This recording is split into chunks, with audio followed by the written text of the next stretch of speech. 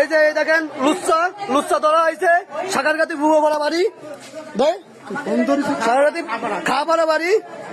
যশোর সদর উপজেলার নরেন্দ্রপুর ইউনিয়নের সাকারিঘাটি গ্রামে ঘটে গেল এক চাঞ্চল্যকর ঘটনা।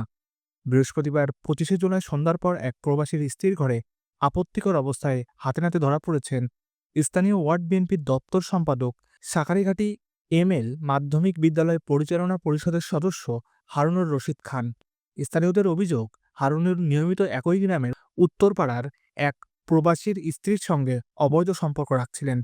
ঘটনার দিন সন্দেহভাজন অবস্থায় তাকে ঘেরাও করে ফেলেন এলাকাবাসী। ধরে পেলেন আপত্তিকর মুহূর্ত। উত্তেজিত জনতা দেন গণধোলাই। খবর পেয়ে দ্রুত ঘটনাস্থলে পৌঁছে হারুনুর রশিদকে উদ্ধার করে হেফাজতে নেন নরেন্দ্রপুর পুলিশ ফাঁড়ি। একজন বিএনপি নেতা ও বিদ্যালয় সদস্যর এই কাণ্ডে বিব্রত স্থানীয় ও রাজনৈতিক মহল।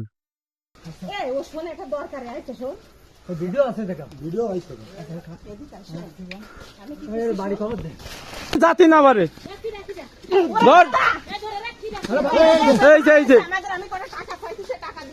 টাকা না কি দিচ্ছে